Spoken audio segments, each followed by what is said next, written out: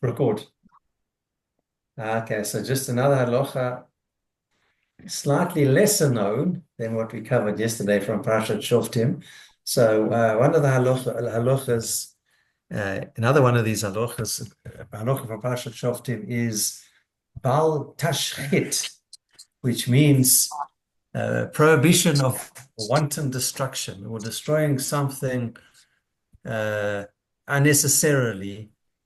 Um, and in Devarim, chapter 20, verse 19, it specifically refers to a wartime situation where it's prohibited from cutting down fruit-bearing trees during a siege because people can benefit from it. And if even if, let's say, the victorious side in a battle does that and wins the land back, then they won't get the benefit from the fruit trees. The fruits. So in other words, they won't get the fruits of their labor. So it's in their interest not to do such a thing, and it's unnecessary. So a practical example for our purposes would be tearing a piece of paper that could be used for for something that's not needed, um, and throwing it away. Like, let's say, a piece of paper for your printer, white photocopy, 80-gram paper, just for fun, crumpling up and throwing it in the bin. That's a waste. And also, one thing that some people do, last point actually, when they go to like the bathroom, especially at some shuls, they'll take like 30 paper towels and dry their hands with it instead of taking two, and waste.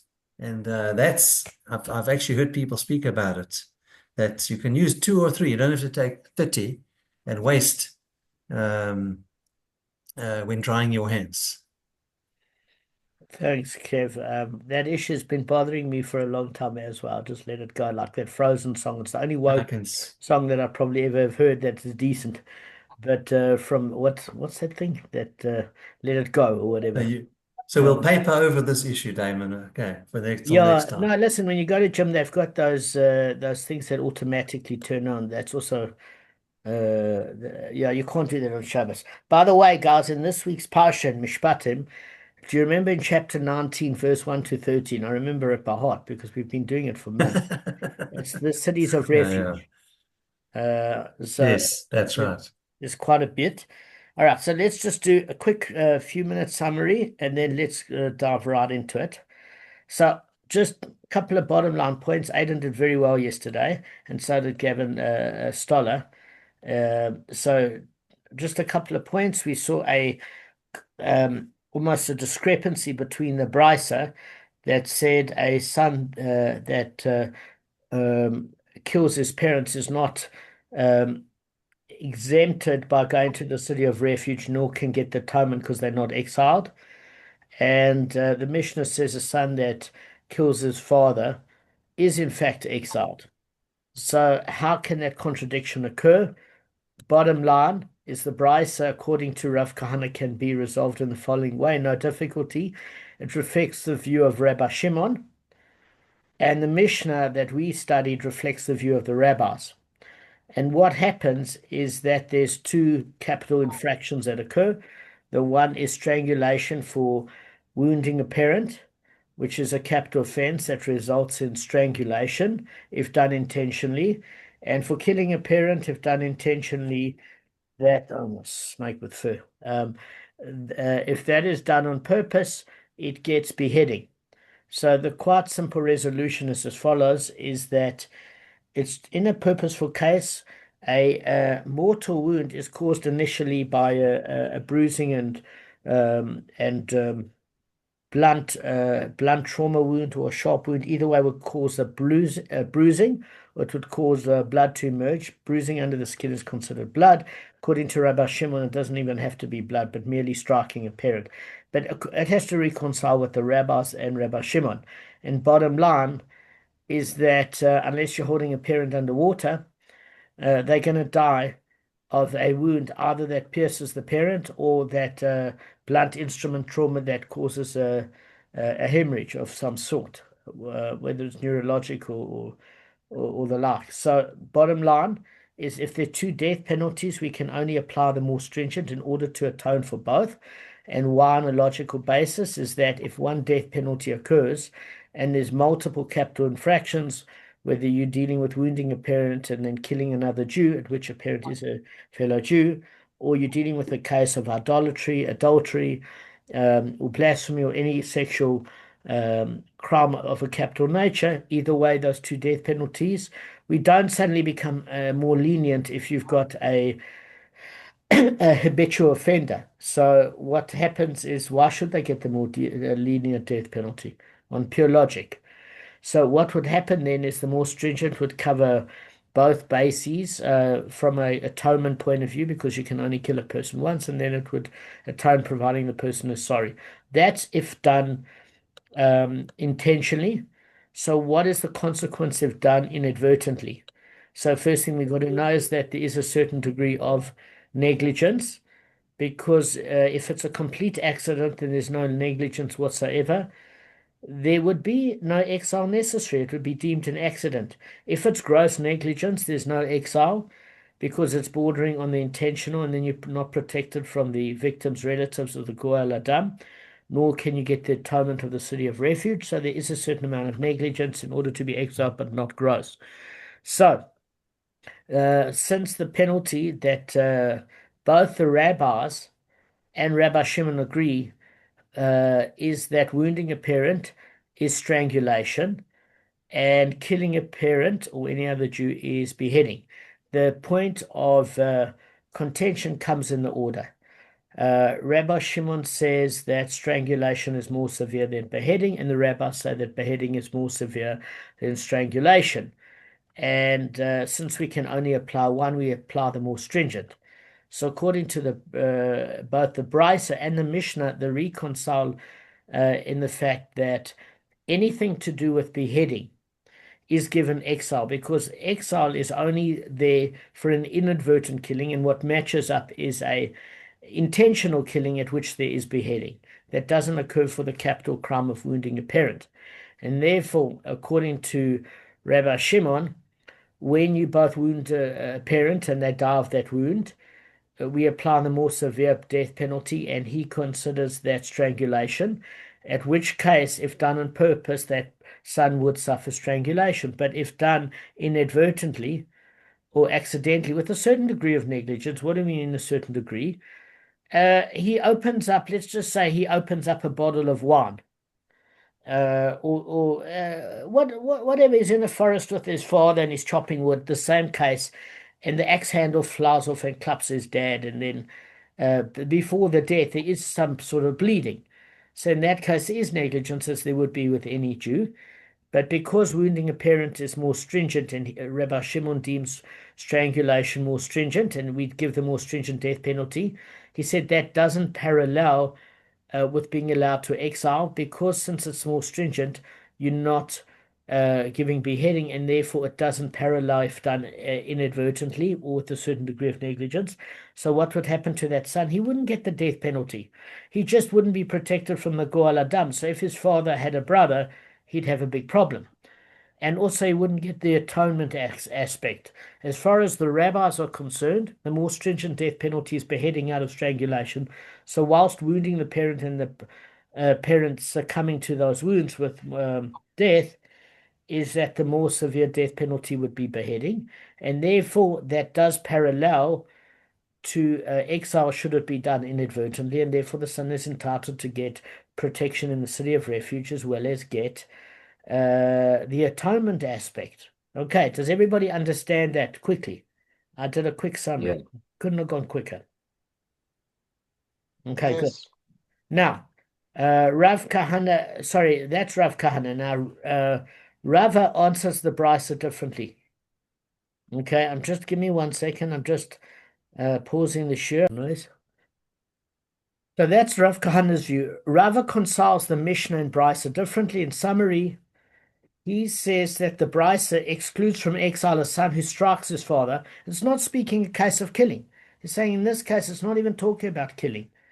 You don't go to exile for striking your father if it's inadvertent. And with regards to a wound. So you might have thought to say that since the son is liable to the death penalty for deliberately striking the father, maybe he should also be exiled for doing so inadvertently, just like a killer. So therefore, we need the verse from Rava to turn around and say that there is no exile for inadvertently striking one's father. So how do you come to that resolution? So what we said is, look, this actually follows the views of the rabbis. There's no Rav Shimon according to Rava. And they consider beheading more severe than strangulation, and therefore murder is more severe than striking a parent.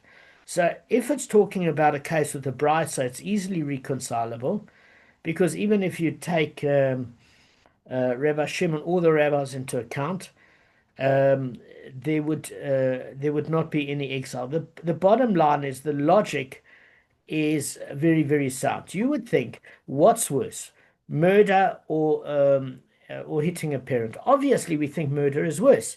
So if you kill a parent on purpose, you get to be beheaded, and therefore, if done inadvertently with a little degree of negligence, just by not being careful, you go to the exile. Even more so than if you consider it from the rabbi's point of view, that striking a parent is less serious because you haven't killed them, you've struck them. And therefore, you get a less stringent death penalty according to the hierarchy of the rabbis, which is strangulation. So you would think, okay, so if you at least got exile for killing a parent inadvertently, then for striking a parent by accident, with a degree of negligence, maybe opening a champagne bottle and your hand goes back and cracks your parent's jaw open, after a couple of drinks. But whatever the case may be, you would think if it's even more lenient in a case of striking, shouldn't you be allowed to go to exile because you're entitled to refuge from your father's brother who wants to kill you now for actually maiming his brother? Or alternatively, it's certainly not as serious. So if you allowed the atonement aspect for inadvertence or the protection aspect, surely you should be for striking a parent, which is not as serious as a parallel case of murder. And Rava's coming along to say no. He agrees with Rav Kahana in the sense is that it has to parallel. If it's done on purpose where it has beheading, only then can you get the exile component. So what Rava might actually rule is that it's not a case as serious because inadvertently you strike your parents, your father, whatever the case may be, and then he might rule, I don't know, I'd have to look, that you don't go to the city of refuge, but you might not need protection from the Goel Adam for just wounding a parent. It might not be that you're susceptible to their retribution of murder, because I would think the Goel Adam's retribution would be based primarily on a murder for murder case, but not just a wounding case, according to Rava. Rav Kahana is talking about a case where a wounding led to a death. That's slightly different. All right, guys, that's the summary. Make sense? Any questions? Yeah. Right. I'm not feeling 100%, so it's just off the top of my head from memory. I hope that's helpful. Okay. Now, let's just Yeah, go. so Damon, Yeah? I'll just make a comment. Sure. So I think the whole thing comes in with intentionality, and if it's unintentional from the son where he strikes his father or kills, that's what throws a spanner into the works in terms of what the punishment will be for with intention if someone obviously strikes or wounds the parents or kills the parents. So this is what that caused a bit of confusion for me. So Okay, so intention is definitely a big one because if done on purpose, either striking a parent or killing that parent, it does result in the death penalty. But what we are saying is further is that even with an inadvertent wounding or killing, there is some degree of negligence involved. It's not deemed a complete accident. And it would be interesting to see what would happen with Rava is that would the Sanhedrin have to say, in order to protect her from the Goel Adam, that it was a complete accident or there was degree of negligence at which even wounding a parent, I don't think it would be susceptible necessarily to a killing if done accidentally, but it would be interesting to see their opinion. So intent is one, the severity of the death penalty and the order that Rabbi Shimon and the rabbis do is a second factor. The third factor is the parallel between a beheading, which is only for intentional murder, would only allow for almost the refuge and protection of the city of exile and the atonement aspect, but not anything to do with strangulation, which means, according to Rabbi Shimon's opinion in the Brisa, there's no refuge and there's no atonement aspect when the killing occurs which would naturally occur from a wounding first. But in Rava's case, it's purely talking about a wounding. And he says the reason that there's no exile is the Bryce is talking about a wounding. And the reason why it's saying that there is exile is because the Mishnah is talking about a killing, but an opinion according to the rabbis that sees beheading as more severe than strangulation. That's it. That's it. All right, we're going to get started. Some more of the stories, apart from putting spanner in the works, don't throw a spanner at your parents. Okay, cool, guys. Any questions before we go on? I've kept it as simple as possible. Very simple. Okay. Why did I do it again? Is because just sometimes it needs to percolate in the brain, and then when you do it a second time and you spend like 10, 15 minutes, it's super quick. All right, so the Gemara now follows this following section in the Mishnah. And I'm just going to share that Mishnah with you guys on the screen. Let's just share it a sec. And in fact, how much have we done, guys? How much have we done? 21 minutes. All right, guys, I hope you don't mind. I'm not feeling super. Can we stop here and then we do fresh topic tomorrow? I don't want to do halfway through. I want to fly through it tomorrow because if we stop halfway, we have to end up repeating. The reason why we repeat it this way is what we did in a short period of time. Rav Schottenstein, Howard did in a few shiurim of 40 minutes each. So we flew through it, I promise you. We really, really flew through it. All right, guys, I hope you don't mind. You did it. No. We're going to just Damon, you did it super quick because everyone we tire quickly. So you did it super quick. Yeah, I get it, Kevin. We need to get you a stage and throw bananas at you and fruit and other things so you can get your veggies for the month. Guys, do you mind if we stopped now? I'm actually No, it's 100%. And also on Thursday, I've got a work meeting, so I may not be able to do the share on Thursday, so I'll just have to. All right, so listen, we'll cover the mind body tomorrow, and let's just fly through it. I'm sorry, guys, I'm just tired. All right, be well. Thank you for Thank you. Thank you. Feel better. Thank you.